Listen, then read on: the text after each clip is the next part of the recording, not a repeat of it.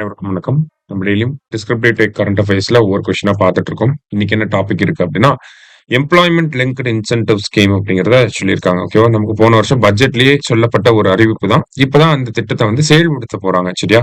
So இந்த employment linked incentive அப்படிங்கிறது யாருக்கான ஒரு விஷயம் அப்படின்னு சொல்லி பாத்தீங்கன்னா, ஃபர்ஸ்ட் டைம் ஜாப் சீக்கர்ஸ் இருக்காங்க இல்லையா? முதல் முறையா இந்த வேலை வாய்ப்புக்குள்ள போய் வேலை செய்ய போறாங்க இல்லையா? முதல் முறையா வேலைக்கு போறாங்க இல்லையா? ஸோ அவங்களுக்கு ஆன ஒரு திட்டம் தான் இந்த ஃபர்ஸ்ட் டைம் ஜாப் சீக்கர்ஸ்.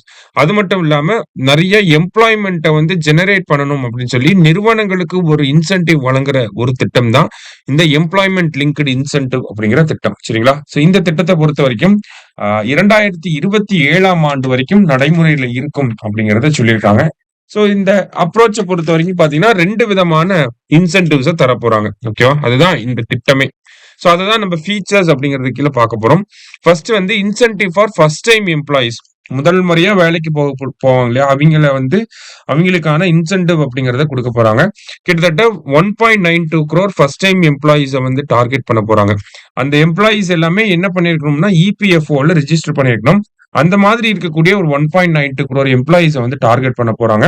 அவங்களுக்கு என்ன இன்சென்டிவ் கொடுக்க போறாங்கன்னா, வேலை கிடைச்சதுக்கு அப்புறமா அவங்களுக்கு 15,000 ரூபாய் வந்து ஒரு இன்சென்டிவா மத்திய அரசாங்கம் கொடுக்க போறாங்க. 15,000 ரூபாய். ஓகேவா? இத வந்து எப்படி தர போறாங்க அப்படின்னா, ஃபர்ஸ்ட் 6 மந்த்ஸ் கம்ப்ளீட் ஆனதுக்கு அப்புறமா ஒரு அமௌண்ட்டும், அடுத்த 12 மந்த்ஸ் கம்ப்ளீட் ஆனதுக்கு அப்புறமா ஒரு அமௌண்ட்டா அப்படிங்கிறத கொடுக்க போறாங்க. இத வந்து அவங்களோட டைரக்டா அவங்களோட அக்கௌண்ட்டுக்கே கொடுத்துருவாங்க. டைரக்ட் பெனிஃபிட் டிரான்ஸ்ஃபர் மூலியமா அவங்களோட அந்த ஆதார் பிரிட்ஜ் பேமெண்ட் சிஸ்டம் அப்படின்னு சொல்லி ஒன்னு இருக்கு. ஓகேங்களா? நம்மளோட பேங்க் அக்கௌண்ட்டையும் ஆதார் கார்டையும் லிங்க் பண்ணி வச்சிருக்கணும். அதன் மூலியமா நமக்கு பேமெண்ட்ஸ் எல்லாமே டைரக்ட் பெனிஃபிட் டிரான்ஸ்ஃபர்ல வந்துடும். சரியா?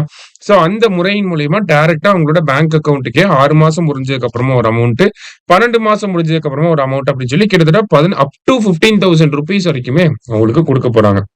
ஓகே. இது வந்து வேலைக்கு போகக்கூடிய நபர்களுக்கு. இப்ப எம்ப்ளாயர்ஸ் வேலைக்கு ஆட்களை எடுப்பாங்க இல்லையா? அவங்களுக்குமே ஒரு இன்சென்டிவ் வந்து கொடுக்க போறாங்க. இப்போ 1,00,000 ரூபாய் வரைக்கும் ஒருத்தருக்கு சம்பளம் கொடுத்து ஒருத்தரை வந்து வேலைக்கு எடுக்கிறாங்க அப்படின்னா, ஒரு 20,000 இருந்து 1,00,000 ரூபாய் வரைக்கும் சம்பளம் கொடுத்து ஒருத்தரை வேலைக்கு எடுக்கிறாங்க அப்படின்னா, அந்த மாதிரியான நிறுவனங்களுக்கு வந்து 3,000 ரூபாய் வந்து படும் அப்படிங்கறத சொல்லியிருக்காங்க. ஒரு வேலை வாய்ப்பு உருவாக்குனதுக்கு 3,000 ரூபாய் அவங்களுக்கு இன்சென்டிவ். சரியா? சோ அதுதான் இந்த திட்டம். ஓகேவா? இதுவே எலிஜிபிலிட்டி கிரைட்டீரியாவை பொறுத்த வரைக்கும் பாத்தீங்கன்னா, ஒரு 50 வேலையாட்களுக்கும் கம்மியா இருக்கக்கூடிய ஒரு நிறுவனம் அட்லீஸ்ட் புதுசா 2 பேரையாவது அவங்க ஹையர் பண்ணிருக்கணும். அப்பதான் அவங்க எலிஜிபிள் இந்த 3,000 ரூபாய் வாங்குறதுக்கு. இதே 50 பேருக்கு அதிகமா இருக்கக்கூடிய எம்ப்ளாயிஸ் இருக்கக்கூடிய நிறுவனங்கள் அட்லீஸ்ட் ஒரு 5 பேரையாவது அவங்க வந்து புதுசா வேலைக்கு எடுத்திருக்கணும். அப்பதான் அவங்க வந்து எலிஜிபிளா இருக்காங்க. அது மட்டும் இல்லாம வேலைக்கு எடுத்து அடுத்த 1 மாசத்திலேயே வந்து அவங்கள வேலையை விட்டு அனுப்பிடக்கூடாது. அப்படி பண்ணாங்க அப்படின்னா அவங்களுக்கு வந்து அந்த இன்சென்டிவ் வந்து தரமாட்டாங்க 3,000 ரூபாய். ஓகேவா? என்ன பண்ணணும் அப்படின்னா, அவங்கள மினிமமா ஒரு 6 மாசத்துக்காவது அவங்க கம்பெனில வச்சுக்கணும். அப்பதான் வந்து அவங்களுக்கு உண்டான அந்த இன்சென்டிவ் அப்படிங்கறத கொடுப்பாங்க. சரியா? சோ இந்த இன்சென்டிவ் பேமெண்ட்ஸ் எல்லாமே கம்பெனியோட பேன் லிங்க்டு அக்கவுண்ட் இருக்கும் இல்லையா? சோ அந்த அக்கவுண்ட்டுக்கு டைரக்டா வந்து போட்டு விட்டுருவாங்க. சோ அதான் இங்க தனியாவே கொடுத்திருக்காங்க. இன்சென்டிவ் பேமெண்ட் மெக்கானிசம் எப்படி பண்ண போறாங்கன்னு.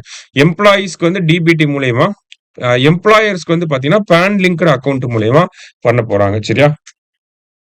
சோ இந்த கொஸ்டினை நமக்கு கேக்குறாங்க அப்படின்னா, இந்த ஸ்கீமோட ஃபீச்சர்ஸ் என்ன, சிக்னிபிகன்ஸ் என்னன்னு தான் கேட்பாங்க. கண்டிப்பா இதை தாண்டி வேற எதுவும் கேட்க மாட்டாங்க.